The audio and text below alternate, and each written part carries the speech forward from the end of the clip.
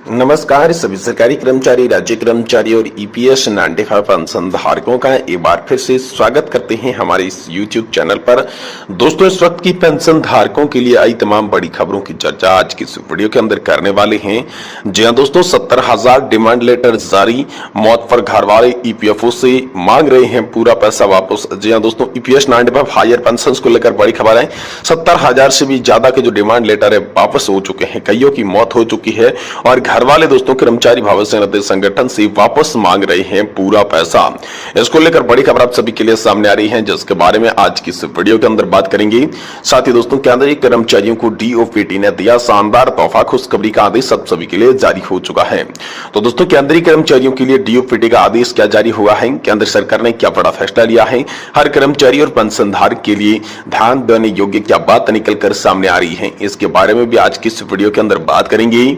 साथ ही दोस्तों, 11 साल के बाद कम्यूटेशन कटौती नहीं होगी, पेंशन धारकों की बड़ी जीत बताई जा रही है। 11 साल के बाद भी कम्यूटेशन की कटौती नहीं होगी, कोर्ट का ऐतिहासिक निर्णय आप सभी के लिए सामने आ चुका है। तो इसके बारे में भी दोस्तों आज की इस वीडियो के अंदर बात करेंगे, यानी कि पेंशन और पेंशन से जुड़ी तमाम बड़ी खबरों की चर्चा आज की इस वीडियो के अंदर करेंगे। इसलिए आप सभी से निवेदन है कि दोस्तों वीडियो को आप लास्ट तक जरूर देखिएगा। साथ ही अगर हमारे चैनल पर पहली बार विजिट कर रहे हैं तो दोस्तों हमारे चैनल को सब्सक्राइब जरूर कर लें। तो चलिए बिना किसी देरी की खबरों का सिलसिला शुरू करते हैं। देखिए, कई सदस्यों ने यहाँ पर डिमांड नोटिस के पैसे नहीं जमा करवाए हैं, क्योंकि वे लोग कैलकुलेटर नहीं कर पाए हैं और इतना पैसा जमा करने के लिए लेकर कोई फैसला भी नहीं ले सके हैं।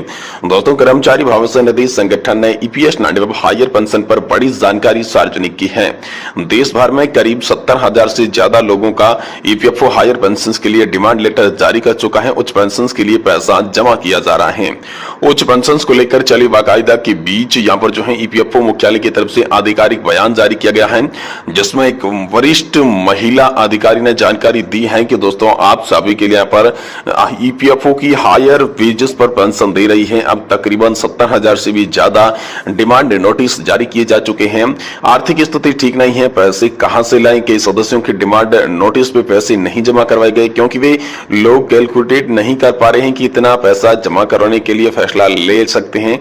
और पूर्व और वर्तमान कर्मचारियों की आर्थिक स्थिति अलग अलग होती है, इसलिए पैसा जमा करने में फैसले में भी यहाँ पर देरी हो रही है।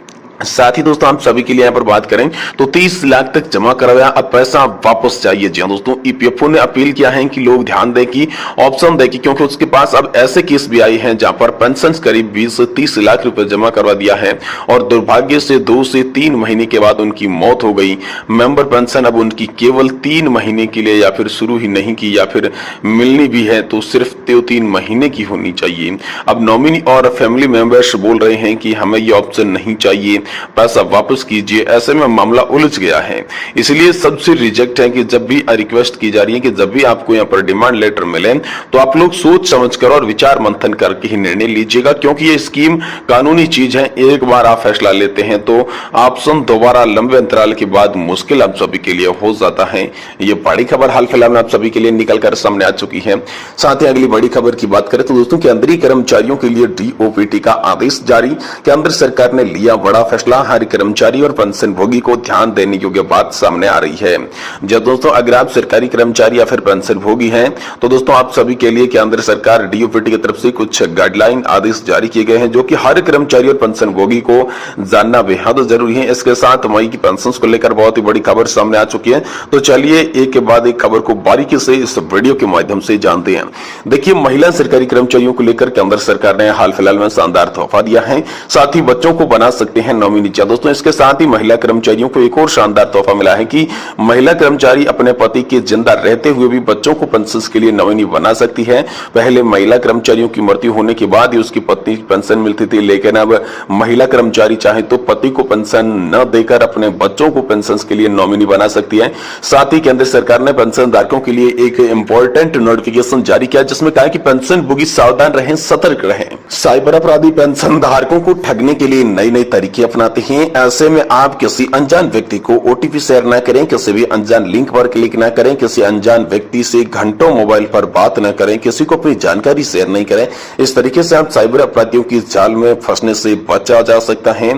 साथ ही दोस्तों यहाँ पर पेंशन स्लिप को लेकर महत्वपूर्ण आदेश था। केंद्र सरकार की एक यहाँ पर इंपोर्टेंट नोटिफिकेशन में पेंशन धारकों के लिए जारी किया गया था, जिसमें सभी बैंकों को सख्त हिदायत दी गई कि पेंशन स्लिप हर महीने पेंशन भोगी के व्हाट्सएप या ईमेल पर भेजा जाएगा। पेंशन स्लिप आधी अधूरी जानकारी के साथ नहीं भेजनी है। पेंशन स्लिप में पूरी जानकारी होनी चाहिए, जिससे कि पेंशन भोगी को समझ में आए कि उनको क्या मिला है क्या नहीं मिला है। जैसे कि पेंशन भोगी की डीटीएस की कटौती कितनी हुई है, कितनी बाकी है, उनका बेसिक पेंशन कितना है, डीए का परसेंटेज, एरियर कम्यूटेशन की जानकारी इत्यादि का विवरण जो है पेंशन स्लिप में मेंशन जरूर होना चाहिए। इसी के साथ ही सभी बैंकों को सख्त हिदायत दी गई है कि पेंशन भोगियों के लिए पेंशन स्लिप उनके हर महीने प्रोवाइड करवा दी जानी चाहिए। साथ ही पेंशन भोगी सीजीएचसी वेलफेयर सेंटर के आसपास निवास करते हैं तो वेलनेस सेंटर का फायदा लेना पड़े तो ऐसे में उनको फिक्स मेडिकल अलाउंस का ये फायदा नहीं मिलेगा, क्योंकि फिक्स मेडिकल अलाउंस 1000 से बढ़ा के 3000 रुपए करना। जब दोस्तों ऐसे में जो नॉन सीजीएचएस एरिया में रहते हैं उनको फिक्स मेडिकल अलाउंस का फायदा मिलेगा। अगर वो चाहे तो सीजीएचएस वेलनेस सेंटर का फायदा ले सकते हैं, पर उनको फिक्स मेडिकल अलाउंस का फायदा छोड़ना पड़ेगा। पेंशन भोगी को दोनों में से केवल एक ही फायदा दिया जाएगा। इस प्रकार से भी सीजीएचएस और साथ ही वेलनेस सेंटर में इंटरचेंज करा सकते हैं। साथ ही वहीं पे फिक्स मेडिकल अलाउंस 1000 रुपए से बढ़ा के 3000 रुपए करने की मांग की जा रही है, लेकिन केंद्र सरकार इनको देने की राजी नहीं हो रही है। अब लोकसभा चुनाव के बाद ही इसको लेकर कोई बड़ी खबर सामने आ सकती है। वहीं कर्मचारी और पेंशन भोगी इस दुविधा में हैं कि जनवरी से 50% डीए होने के बाद जुलाई में डीए कितना होगा। ऐसे में आपको बता दूं कि एआईसीपीआई के आंकड़े लगातार 2 महीनों की जारी नहीं किए गए हैं। ऐसे में लगता है कि जुलाई से डीए बेसिक में मर्ज होने जा रहा है। एआईसीपीआई के आंकड़ों में जारी होने के कारण यह संकेत मिल रहे हैं कि सरकार महंगाई भत्ते में कुछ न कुछ बदलाव करने जा रही है। केंद्र सरकार या तो डीए के बेसिक पे में मर्ज करेगी या कुछ और फॉर्मूला यहाँ पर जो है तैयार कर रही है। वही दोस्तों यहाँ पर जो है पंजाब और हरियाणा हाईकोर्ट का ऐतिहासिक निर्णय सामने लिया गया है। इस निर्णय में कोर्ट ने कहा कि पेंशन धारकों की कम्यूटेशन वैल्यू पूरी कटौती 10 साल 8 महीने में पूरी हो जाती है। ऐसे में उसे कटौती अगली नहीं की जा सकती। इस प्रकार पंजाब और हरियाणा हाईकोर्ट ने अगले आदेश तक पेंशन में कम्यूटेशन की कटौती पर रोक लगा दिया है। इस प्रकार देखा जाए तो दोस्तों मई की पेंशन को कम्यूटेशन की कटौती नहीं होगी और पूरी पेंशन का भुगतान आप सभी को किया जाएगा। साथ ही दोस्तों अगली बड़ी खबर की बात करें तो यहाँ पर जो है पेंशन भोगियों की बड़ी जीत बताई जा रही है। 11 साल के बाद कम्यूटेशन कटौती नहीं होगी। कोर्ट का इसको लेकर ऐतिहासिक फैसला है। आपको बता दूं कि रिटायरमेंट के बाद आपकी पेंशन हर महीने कटौती होती है। पेंशन का 40% हिस्सा पेंशन भोगी कम्यूट करा सकते हैं। कम्यूट कराने के बाद पेंशन भोगियों को एक मुश्त राशि का भुगतान कर दिया जाता है और सरकार द्वारा राशि लंबी अवधि यानी कि 15 साल में वसूली जा सकती है। इसी अवधि को कम करने को लेकर पंजाब और हरियाणा हाईकोर्ट ने जबरदस्त फैसला लिया, जो कि हर पेंशन भोगी के लिए बेहद ही खास है। आप देख सकते हैं ऐतिहासिक निर्णय यहाँ पर लिया गया है। Ram Swaroop Jindal versus state of Punjab and others के बारे में यहाँ पर जो है आप सभी के लिए बड़ा फैसला निकल कर सामने आ चुका है, जिसमें दोस्तों कम्यूटेशन को लेकर श्री जिंदल सहित 2 दिग्गजों ने यहाँ पर कोर्ट का रुख किया था। दोस्तों आपकी जानकारी के लिए बता दूं कि सरकार ने रिटायरमेंट के बाद भुगतान की गई पेंशन को कम्यूट मूल्य की वसूली के लिए 15 साल की समय सीमा तय की है। पहले ये 12% की मौजूद दर पर आधारित 2016 के बाद लगातार ब्याज में गिरावट आई। 2006 में दोस्तों 8% तक पहुंच गया और वर्तमान में 5% से भी कम है।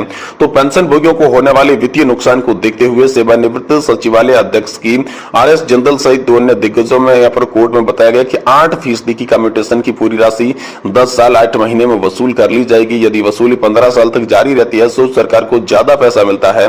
इसका वास्तविक मूल्य दोस्तों 18.3 तक बढ़ जाता है। ऐसे दोस्तों सभी के लिए सामने खबर निकल कर आई, जिसमें कोर्ट ने भविष्य की वसूली पे दोस्तों आप सभी के लिए रोक लगा दी गई है।